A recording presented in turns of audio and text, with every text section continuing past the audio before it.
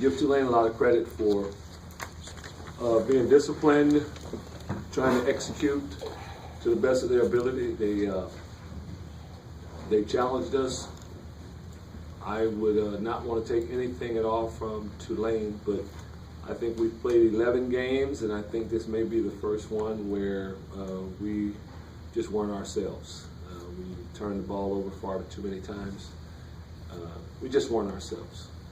A lot of balls we had in our hands, we couldn't hold on to them, but we were able to still survive.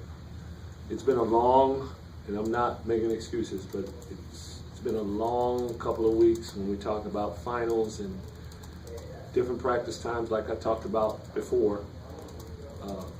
More recent travel, trying to get up, and I think our guys done a good job of being focused for every game.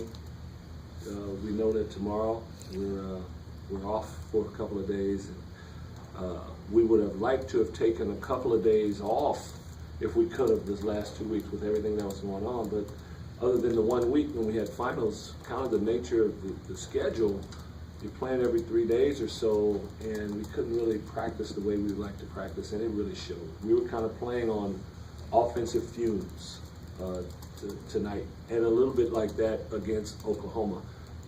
A lot of slippage offensively, a lot of things we need to shore up, and you can bet we're going to work on boxing out when we start practicing. But we'll get back on the 26th.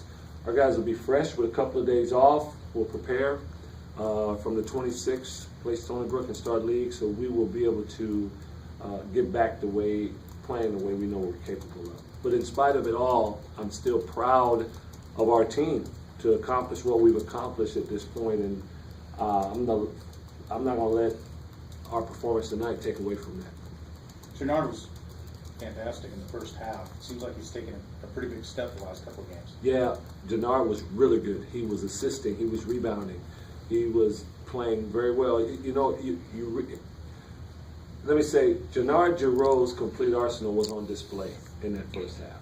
That's why he is so valuable. That is why we missed him so much last year. We watched in the Oklahoma game the things that he does. He's a facilitator at 6'10". He just makes plays. He blocks shots. He blocked 3 shots last game. He blocked 2 more tonight. So it's just unfortunate he picked up those fouls. What do you attribute the turnovers to? What do you think was the biggest problem there? The things I talked about earlier, just mentally, we tried. I don't think we went out there and we weren't loafing. I don't think we overlooked anybody. I don't think it was like that at all. I just think after so long, and I'm telling you, we will practice, we will look. When you get to that, maybe you heard me say this before, when you get to the 6th day consecutively that you've practiced and played games, start to say, uh-oh, your antennas go up. Look for slippage. And we've had a day off here, day off there, but I think that's what it was. I really do, because we've not done that all year. That had been a pattern, like this giving up too many offensive rebound thing. That's a pattern, all right? We got to fix that. But what happened tonight, it was so uncharacteristic. We've been averaging 11 turnovers a game. So uncharacteristic of our team. I just think it was, we need a rest. We need a break. The break is coming at a very timely time. You guys had a chance to finish the non-conference schedule with 12-0. Talk about that start. I mean, did you expect that coming in? Well, you know, like I said, I never expect to go out and say how many games we're going to lose. You know, you expect to win every one. I'm just proud of our team, the way it has come together so far with one non-conference game to go. You know, after we play Stony Brook, we can put this non-conference thing to the side and say, hey, this is what we were able to accomplish.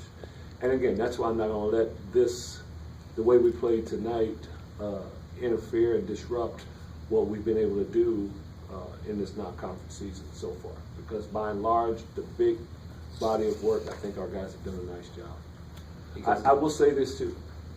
What's great about this team is, in spite of the turnovers, in spite of giving up too many rebounds, they shot 31.7%. And the defense, again, was able to sustain us. And we preach that, that if we will guard, we can weather the storm when things aren't going well offensively. And that's what we did against them. Can kind of the mental fatigue that you're going through right now with everything, especially the quick turnaround after Saturday night. Can that help you when conference play comes around? See, that's why you're a journalist. You came up with those words I've been looking for. Mental fatigue. That's what I think we have right. We experience mental fatigue right there. And I was so excited about those words, I forgot the rest of your question. Can that help you when conference play comes around, when you have games back-to-back, not necessarily back-to-back days, but a short turnaround, and have some travel? Yeah, yeah, it will. But again, the schedule coming up now, every now and then we'll have a Wednesday, Sunday. We'll have a Wednesday game, and we got to fly back to get to class the next morning, and then we leave again on Saturday to play on Sunday. We have one or two of those.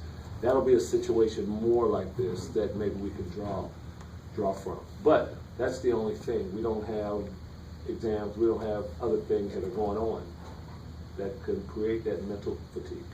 Two more guys. Are there any parallels between this team and the 2005-06 team that also started 11-0?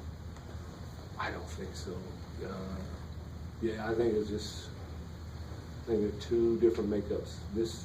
I've always said if there's any team that this team would be more like the 2009 team, but then the 2009 team didn't have a guy in the middle like Robert Upshaw. So I think this team is unique, more unique than any other team.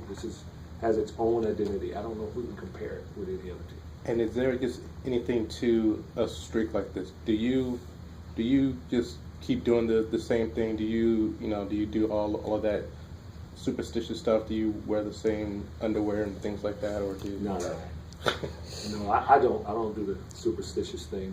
If I'm superstitious about anything, it's going to be getting there and working on boxing out. When we get back, I'm superstitious about that. We need to box out.